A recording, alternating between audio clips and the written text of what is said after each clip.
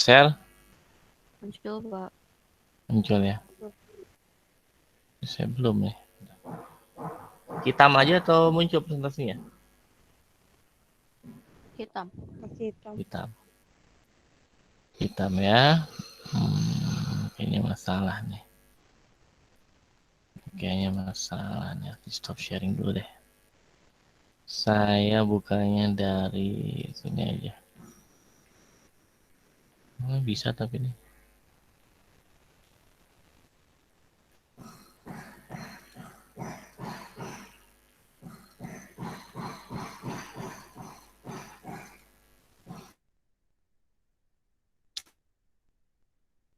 Sudah muncul sekarang? Sudah, Halo, Pak. Nana? Sudah, Pak. Sudah ya? Oke, sekarang kita akan belajar tentang struktur kontrol percabangan. Apa sih maksudnya struktur kontrol percabangan itu? Oke, jadi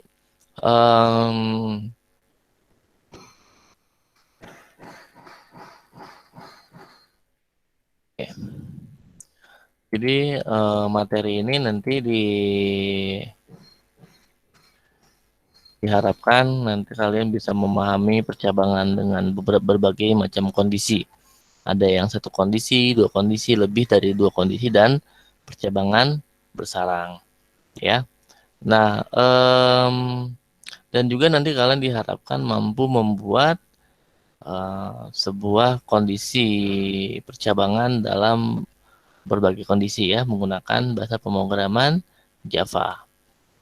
Oke, sekarang kita akan masuk ke dalam percabangan satu kondisi. Nah, materi yang akan kita pelajari hari ini adalah memahami prinsip dasar percabangan dengan satu kondisi. Membuat notasi penulisan flowchart untuk percabangan satu kondisi. Oke.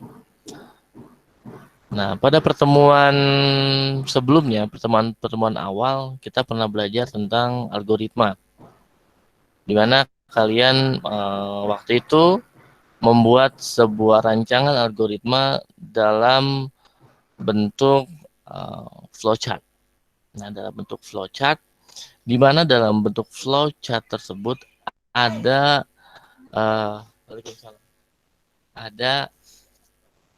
sebuah simbol yang menyatakan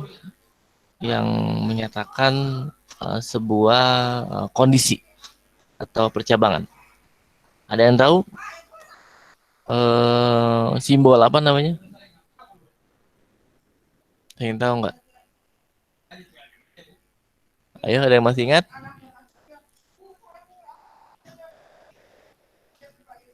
Namanya simbol decision, ya, yang simbolnya belah ketupat. Oke. Nah,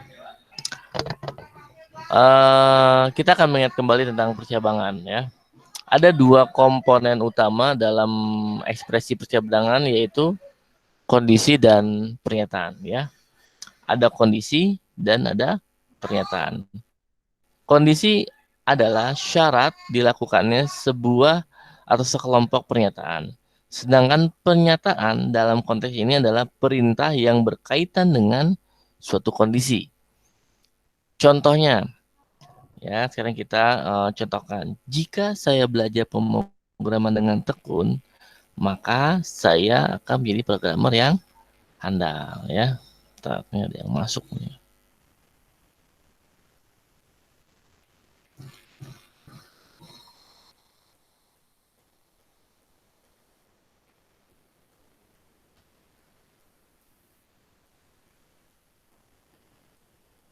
Ya. Jadi dasarnya itu adalah jika saya belajar pemrograman dengan tekun, maka saya jadi programmer yang handal. Nah, percabangan dengan satu kondisi ini seperti dijelaskan dari yang sebelumnya.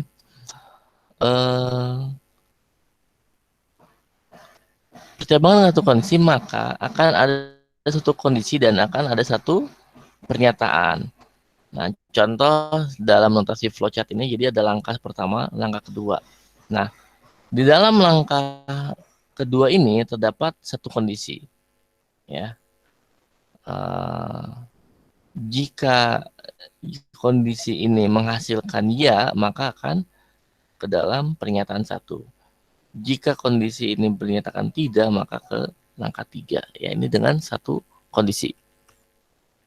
Ilustrasi. Ya. Ilustrasinya seperti ini. Kalian berangkat ke sekolah. Lalu kalian akan dibuat sebuah kondisi pada saat kalian sampai ke sekolah. Kondisinya apa itu? Kondisinya apakah kalian terlambat atau tidak? Ya. Kalau misalnya kalian terlambat datang ke sekolah, maka kalian harus melapor ke guru piket terlebih dahulu. Baru kalian boleh masuk ke ruangan kelas. Kalau kalian tidak terlambat, maka langsung masuk ke ruangan. Ya. Jadi, analisis dalam kondisi normal seharusnya siswa tersebut tiba di sekolah. Namun karena ada kondisi lain, maka dia terlambat ke sekolah dan harus melapor ke guru piket. Seperti itu anak-anak ya. Oke.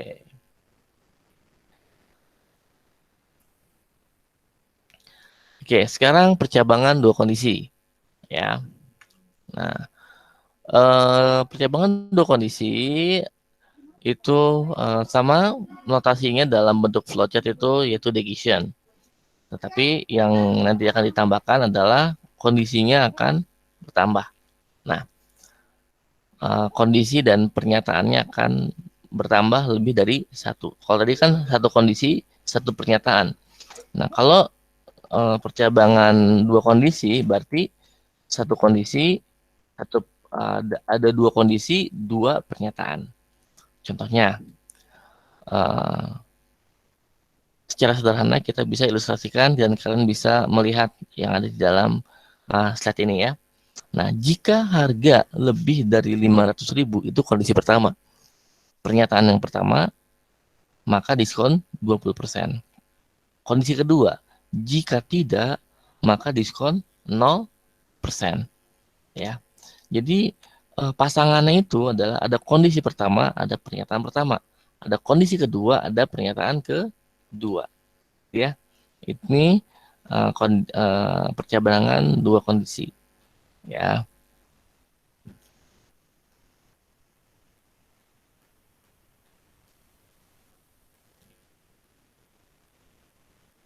Oke, klik lagi ya. Nah, ini flowchartnya dua kondisi. Di langkah pertama, langkah kedua. Nah, di sini ada kondisi ya. Kondisi pertama, satu pernyataan dua. Kalau tadi kan hanya satu pernyataan doang ya, seperti ini. Oke, contoh kasus. Dalam rangka ulang tahun, sebuah software house membuat sebuah promo bagi seluruh pelanggannya. Dalam setiap transaksi memesan software, pelanggan akan dicek lamanya menjadi pelanggan.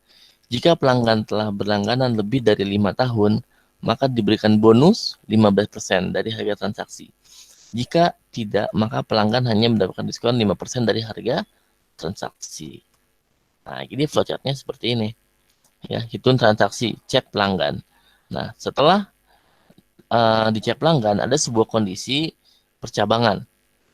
Kondisinya apa? Apakah pelanggan tersebut langganan itu lebih dari 5 tahun?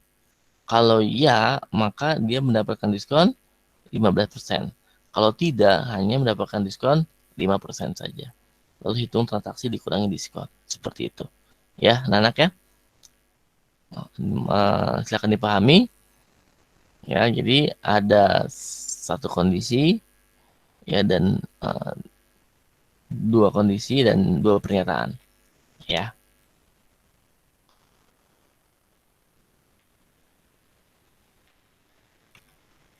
Oke, selanjutnya percabangan lebih dari dua kondisi.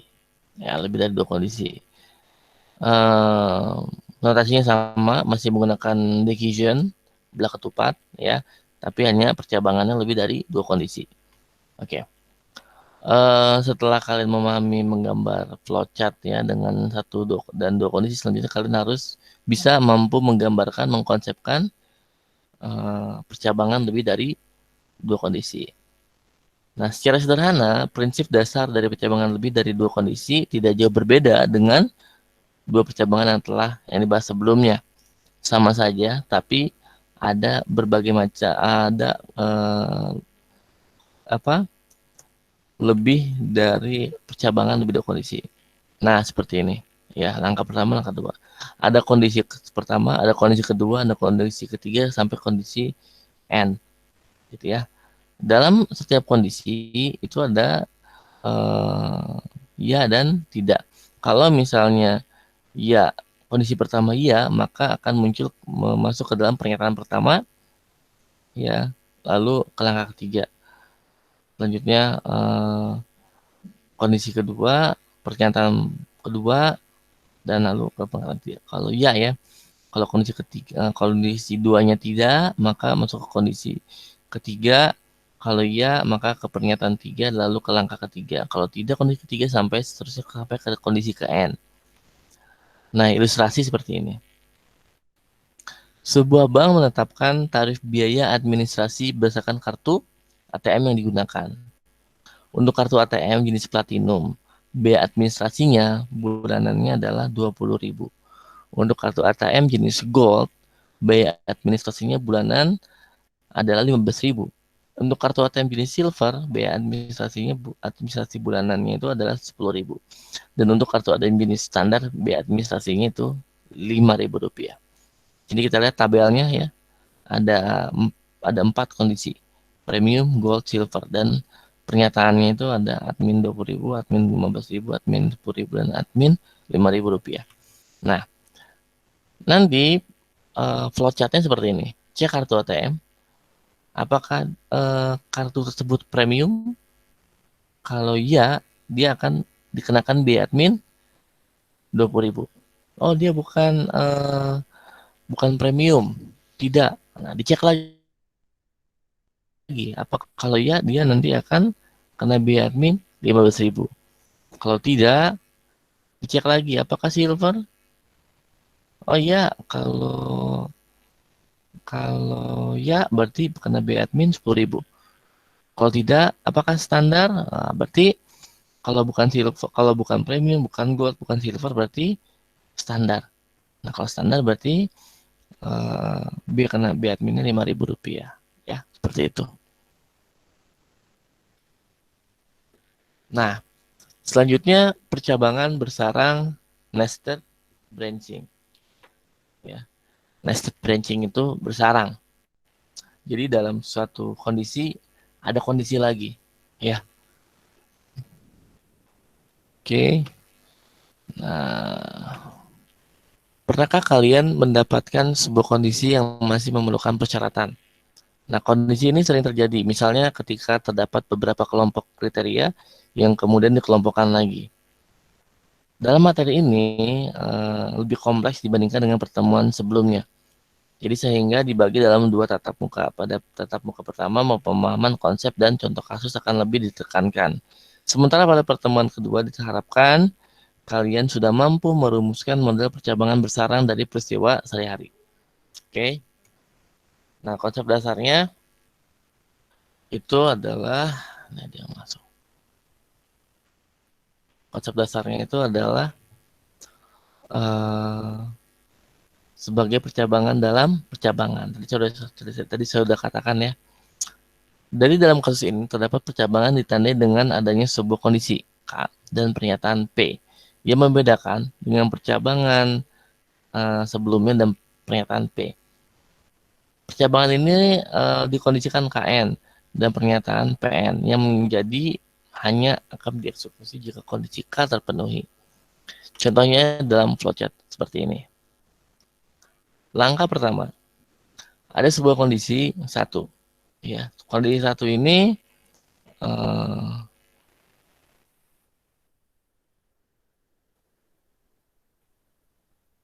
kondisi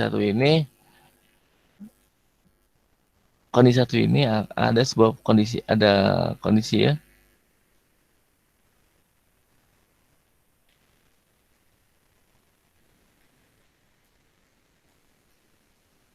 Ini ada kondisi satu ya. Nah, Eh, ada iya dan tidak. Kalau iya, dia akan masuk ke dalam kondisi 1.1. Kalau kondisi 1 tidak, maka akan masuk ke kondisi 2. Kondisi 2 masuk ke dalam kondisi 2.1. Apabila tidak, maka kondisi 2.1 tidak, maka masuk ke dalam kondisi 2.2. Ya, seperti itu. Contohnya, nah seperti ini. Dalam rangka Hari Kartini, sebuah toko busana akan memberikan diskon khusus untuk pelanggan wanita. Sedangkan pelanggan pria tidak mendapatkan diskon. Diskon untuk pelanggan wanita tersebut dilihat berdasarkan nominal belanja. Apabila pelanggan berbelanja di atas 50.000, maka diskon 10%. Jika tidak, maka diskonnya 5%. Jadi, karena Hari Kartini, pelanggan wanita diberikan diskon. Sedangkan yang pria tidak diberikan diskon. Nah, pelanggan wanita apabila dia belanja di atas 50.000 akan mendapatkan diskon 10%. Pelanggan wanita, kondisi yang kedua, apabila pelanggan wanita belanja di kurang dari 50.000 maka akan mendapatkan diskon 5%. Ya. Nah, jadi nanti percabangannya seperti ini. Nanti ada cek pelanggan, apakah dia wanita atau tidak. Kalau misalnya tidak, berarti pria dong. Nah, dia tidak dapat diskon. Nah, apabila dia wanita, iya. Nah, terus ada sebuah kondisi percabangan lagi. Apakah belanjanya di atas 50.000? Kalau iya, dapat diskon 10%. Kalau tidak, maka diskonnya 5%. Seperti itu ya. Nah, contoh kasus kedua. Di sini ada prestasi siswa SMK Negeri Tapen ya, menyerahkan hadiah bagi para ranking kelas. Hadiahnya dibedakan berdasarkan jurusan dan ranking. Nah, untuk jurusan rekayasa perangkat lunak, peringkat 1 mendapatkan laptop Core i7, peringkat 2 mendapatkan laptop Core i5, dan peringkat 3 mendapatkan laptop Core i3. Sedangkan untuk jurusan multimedia, peringkat 1 mendapatkan kamera video profesional, peringkat 2 mendapatkan kamera video prosumer, dan peringkat 3 mendapatkan kamera foto digital. Nah, dalam bentuk flowchartnya seperti apa? Nah, seperti ini. Pertama, cek jurusan. Ya, ada sebuah kondisi. Kondisinya apa? Apakah dia dicek dulu apakah jurusan RPL? Kalau misalnya iya, nanti ada kondisi lagi. Ranking berapa? Ranking 1, iya dapat Core i7. Bukan ranking 1, berarti apakah dicek lagi ranking 2? Kalau iya dapat Core i5. Tidak, oh berarti ranking 3 dapat Core i3. Nah, tadi balik lagi ke atas lagi, dicek jurusan RPL. Tidak, berarti jurusan MM. Nah, setelah dia diketahui jurusan MM, maka akan dicek rankingnya. Ranking berapa? Ranking 1, kalau misalnya ya dapat video profesional, kalau tidak dapat ranking 2. Kalau ranking 2 ya, maka video cam prosumer. Kalau tidak, berarti dapat ranking 3 yaitu foto kamera. Seperti itu ya anak-anak ya. Ini adalah flowchart dari percabangan bersarang ya. Nanti bisa kalian amati lagi di Google Classroom. Ini untuk pengantar dari saya. Oke, selanjutnya akan lebih mendalami. Ini kita akan belajar langsung ke codingnya ya. Oke.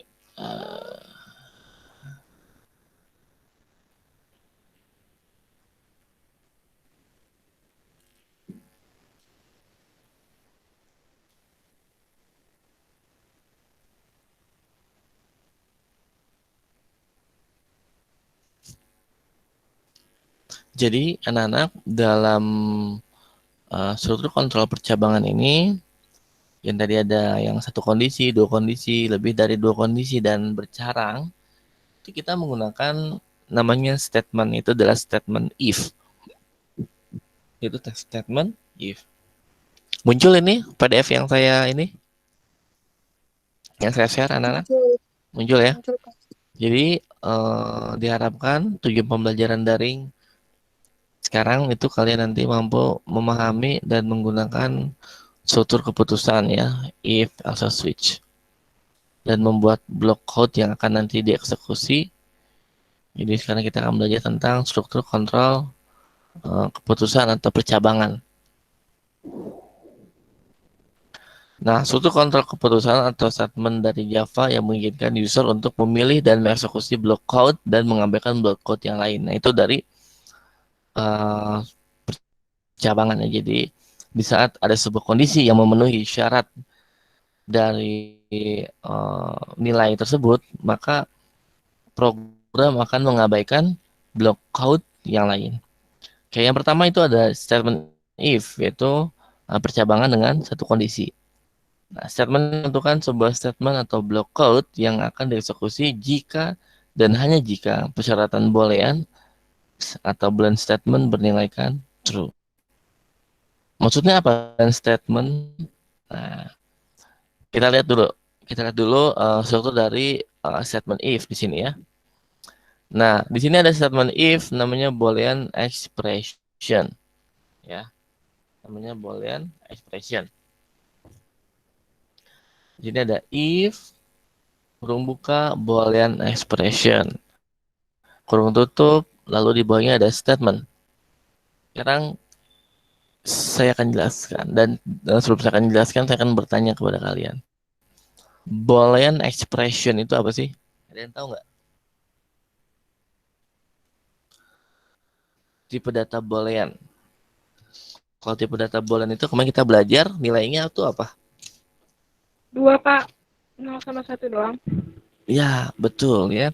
Jadi boolean itu adalah sebuah tipe data yang nilainya 0 dan 1 atau nyala dan mati atau iya atau iya betul atau true dan false. Nah, untuk mendapatkan nilai true dan false tersebut, maka user atau kita harus membuat sebuah operasi.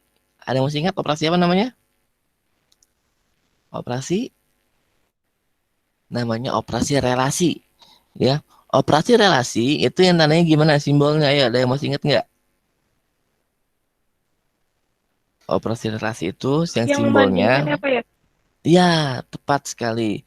Operasi relasi operasi yang pengoperasiannya membandingkan dua buah nilai ya, yang simbolnya itu ada lebih dari, kurang dari, kurang dari sama dengan, lebih dari sama dengan, tidak sama dengan ya.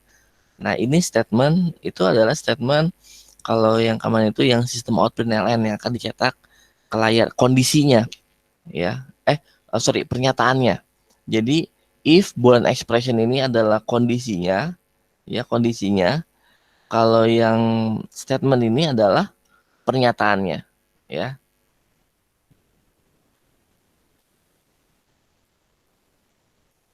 Seperti itu ya.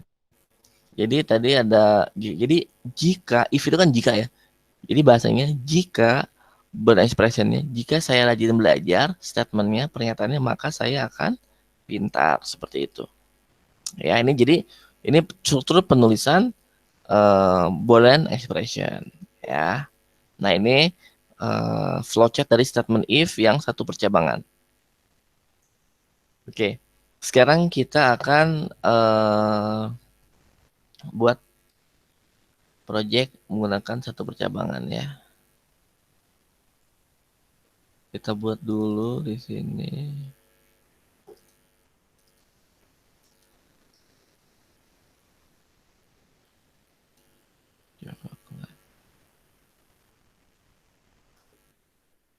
Latihan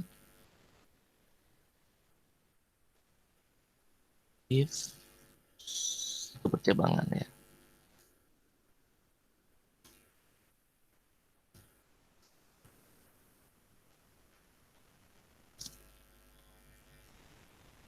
Oke, kita akan buat di sini latihan if satu ini atau percabangan satu kondisi tidak menggunakan kelas Gibson Pen ya. tidak menggunakan inputan. Sekarang input value-nya itu kita masukkan di dalam codingnya. Nah, setelah kita membuat kelas, kita buat apa namanya anak-anak di bawahnya kelas? Ada apa? Ada yang tahu? Metode. Metode, pinter. Ya, kita buat metode dengan cara public, static, void main, string, args. Oke. Lalu metode memiliki area pemrograman dengan ditandai dengan kurung curl buka dan kurung curl tutupnya. Lalu setelah itu kita akan deklarasikan sebuah tipe data dan variabel. Misalnya tipe datanya itu adalah integer, bilangan bulat.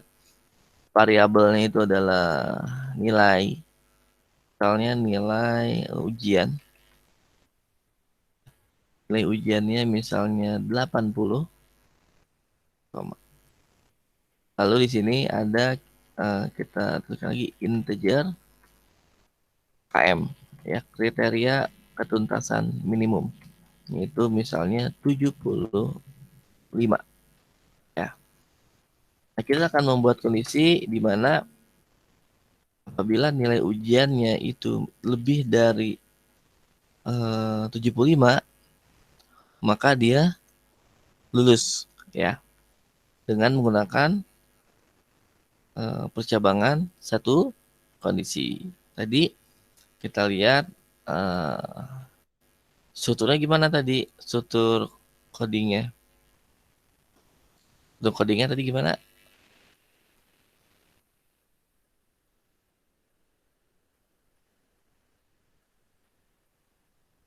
Strukturnya itu adalah struktur satu kondisi. Apa? If, terus boolean ekspresi, boolean ekspresi,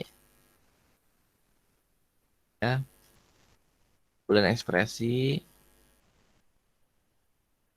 lalu di bawahnya add statement, titik koma, seperti ini ya.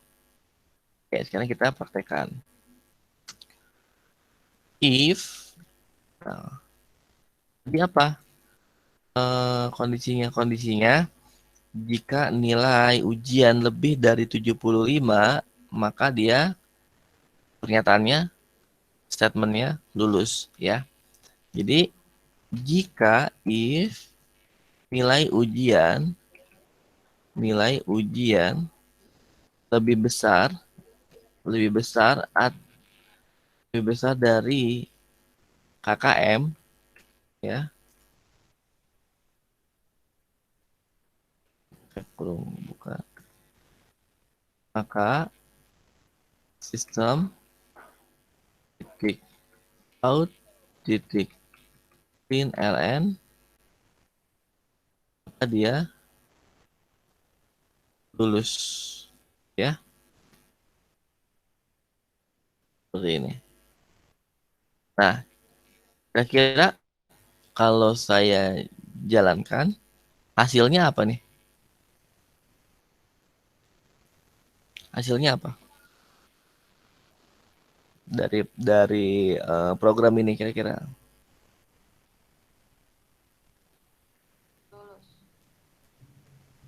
Hasilnya apa?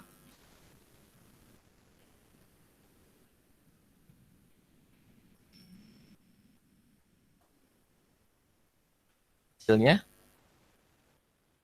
Ya? Lulus, Pak. Lulus, ya. Jadi kalau saya jalankan, maka nanti outputnya yang akan muncul, yang akan keluar itu adalah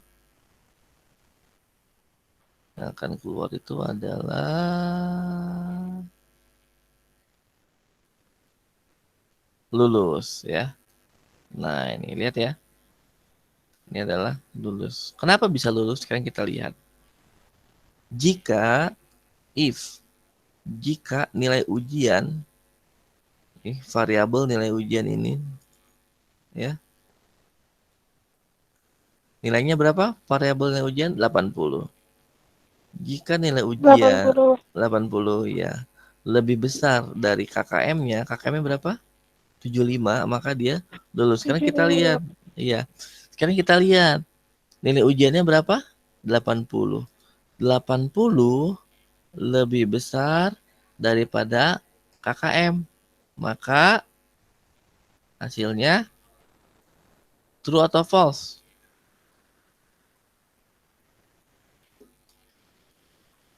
Jadi kan gini ya. Jadi kan nilai ujian berapa? 80. Lebih besar dari 75. Hasilnya 80 lebih besar daripada 75. Hasilnya true atau false? True. True, pinter. Nah, jika dari kondisi if ini hasilnya true, maka yang akan muncul di layar itu adalah lulus. Ya. Tapi jika nilai yang di sintak Boolean expression ini bernilai kan false, maka akan muncul, nanti kita kondisikan, misalnya nilai ujiannya 60 ya. Nah, oke, kita jalankan. Nah, pada saat kondisi nilai ujian di bawah dari nilai KKM, maka di outputnya itu akan kosong. Kenapa? Karena nilai ujiannya itu bernilai kan, coba sekarang, nilai ujian berapa? 60. 60 lebih besar daripada KKM-nya 75. True atau false? True atau false? False. False. Ya, pintar. Jadi, kesimpulannya itu apa, anak-anak? Ada yang bisa menyimpulkan? Kesimpulannya, jika kondisi Boolean expression ini, yang di percabangan ini, berkondisikan true, maka yang akan muncul ini adalah pernyataan pertama, ya, lulus, ya. Apabila hasil Boolean expression ini bernilai kan false, maka yang akan muncul itu kosong. Kenapa kosong? Karena tidak ada pernyataan yang kedua. Ya, oke, berarti ya. Nah, sekarang kita akan belajar lagi yang percabangan dengan dua kondisi ya. Oke, petunjuk penulisan program ya, Boolean expression statement harus merupakan nilai boolean. Hal ini berarti persyaratannya harus bernilaikan true atau false. Jadi ada sebuah pembanding nilai yang ada di dalam kurung buka dan kurung tutupnya ya, di dalam Boolean expression itu ya. Jadi yang di Boolean expression ini harus bernilaikan true dan false. Jadi harus ada yang dibandingkan menggunakan operator relasi ya. Nah, sekarang yang dua percabangan atau statement if else. Tadi kan apabila Boolean expression ini bernilaikan true, maka yang akan muncul itu adalah statement yang atau pernyataan yang pertama. Ya. Nah, karena hanya ada satu pernyataan, maka dalam kondisi false, maka dia akan kosong. Nah, sekarang dalam statement if else, kita bisa membuat dalam satu kondisi itu dua pernyataan ya, atau dua statement ya. Jadi kalau misalnya kondisinya true, maka akan muncul statement yang pertama atau pernyataan pertama. Kalau kondisinya false, maka nanti akan muncul pernyataan kedua ya, atau statement kedua. Nah, bentuk dari strukturnya itu seperti ini ya. If Boolean expression ya, lalu ada statement 1, statement 2. Nah, untuk pernyataan atau statement yang keduanya itu ya, kita menggunakan else ya, else. Oke, contohnya kita balik lagi ke pemrograman ya.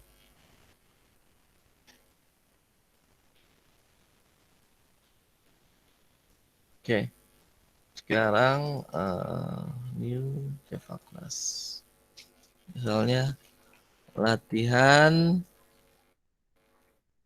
yang if 2. Oke. Itu kita buat metodenya public static void main string air gas. Oke. Lanjut ya. Bentar, Ibu. Iya. Bentar ya, Nak. Nggak apa-apa.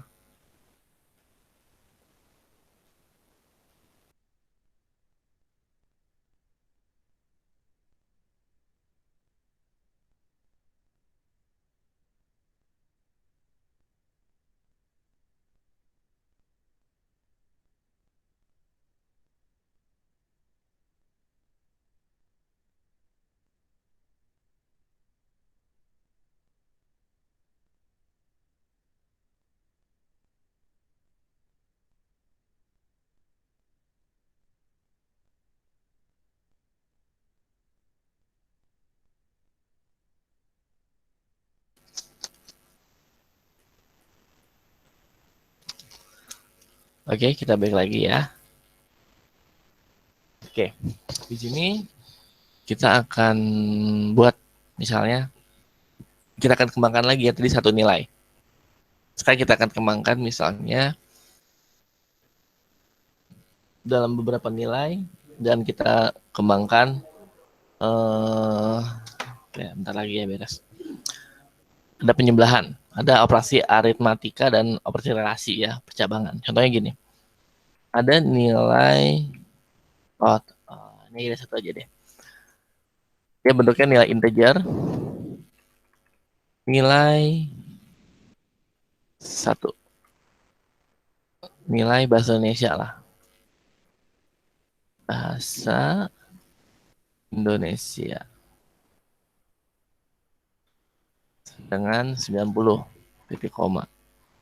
Oke. Ini jadi nilai bahasa Indonesia 90. Oke. Nah, tadi gimana percabangan kondisi percabangan dengan dua kondisi.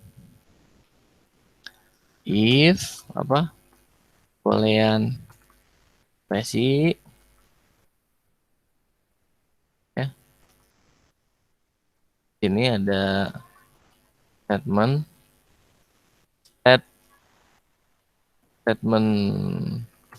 1, koma, lalu di sini ada else statement 2. Ini ya. Tuh, sini. Pakai ini juga. Ya. Nah, seperti ini. Ini adalah struktur dari perintah percabangan dua kondisi. Oke, kita mulai ya. Jika, KKM-nya belum nih. KKM misalnya integer KKM misalnya tetap 75. Oke. Nah, jika nilai bahasa Indonesia. Nah, ini kalau kalian nama variabelnya panjang, takut salah, kalian bisa copy aja. Ya. Nah, ini pasti benar. Nah, ini kalian copy, kalian pastekan di sini. Nah, jika nilai bahasa Indonesia ini lebih besar dari KKM,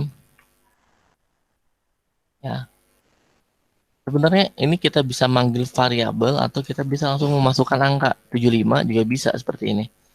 Nah, di sini kita hubungkan variabel berarti KKM. Ya. Lalu kurung kalau buka. Nah, ini statement yang pertama. Apa?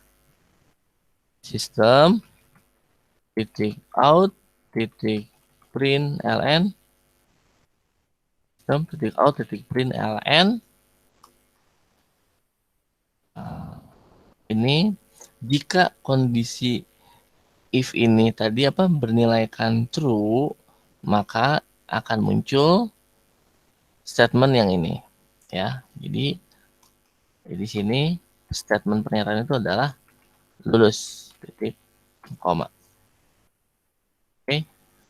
Nah, jika kondisi yang berikutnya, pernyataan kondisi berikutnya, jika bernilaikan tidak atau false, ya, else, oke, maka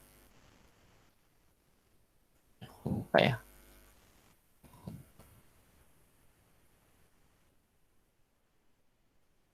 Sum titik out titik print ln, maka dalam kondisinya tidak false, maka dia tidak lulus, tidak lulus. Ini titik koma. Oke. Seperti apa sih ini? Maksudnya, jika nilai if yang pertama ini, kondisi percabangan yang pertama ini, kondisinya itu adalah true, maka akan muncul yang ini, lulus. Kalau dia false, maka akan muncul yang tidak lulus, ya. Nah, kalau seperti ini, hasilnya itu adalah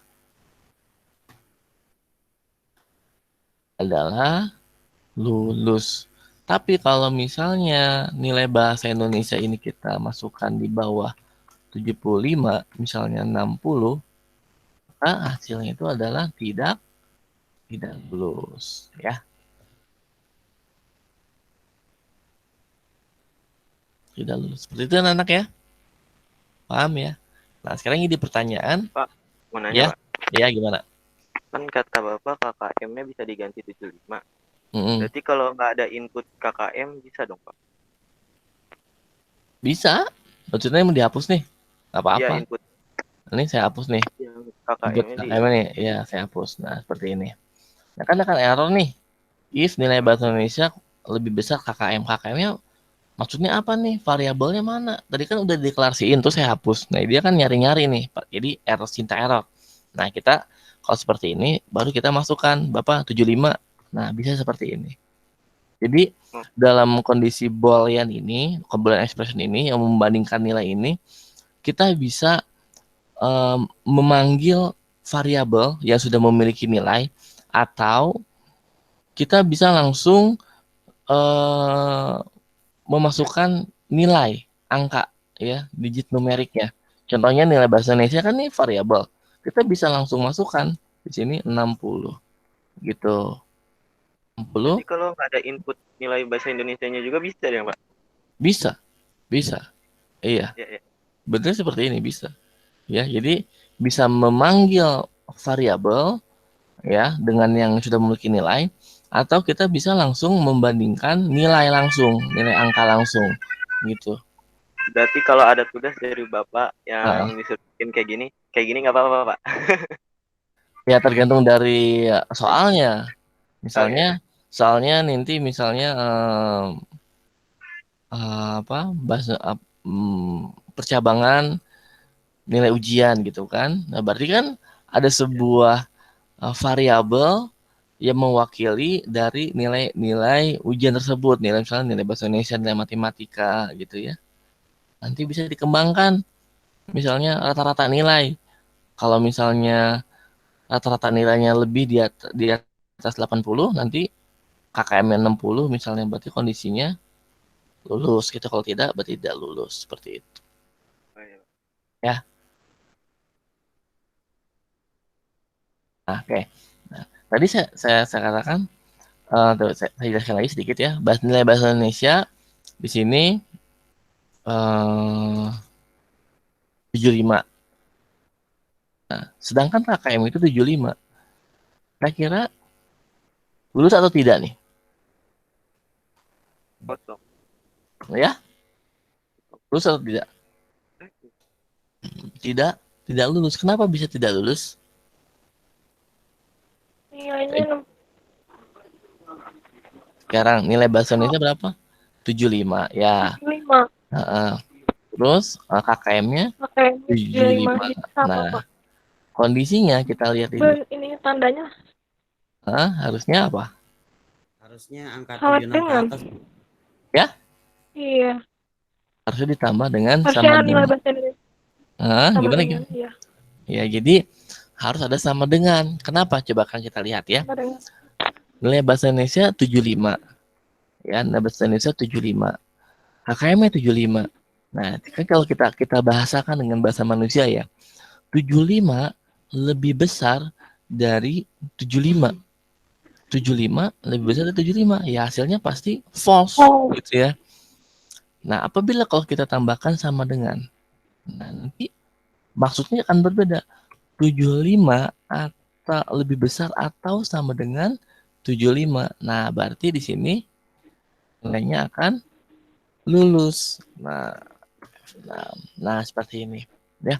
Jadi nanti kalau misalnya saya berikan sebuah soal atau studi kasus gitu ya yang harus kalian pecahkan, kalian harus lihat kondisinya. Kalau misalnya batas nilai KKM itu 75, maka harus menggunakan lebih besar atau sama dengan.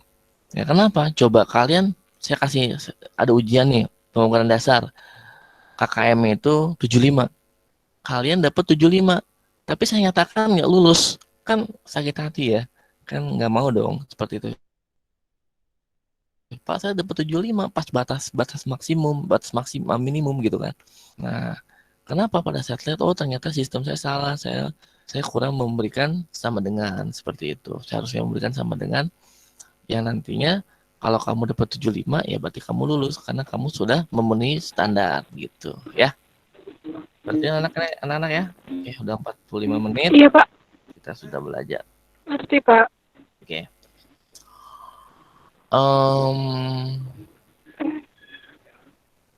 Oke. Untuk minggu depan saya tidak akan kasih tugas dulu. Untuk minggu depan kita off dulu meet-nya ya. Karena juga minggu depan udah mulai libur ya Pak ya. Libur belum ya? Iya Pak. Ramadan Pak. Kan Iya. lebaran. Iya ya udah mau libur. Jadi minggu depan kita off meet nanti. Tapi saya nanti akan buat percabangan ini menggunakan inputan namanya inputan Jaption Pen. Nah karena ini berupa integer berarti di dalamnya juga harus ada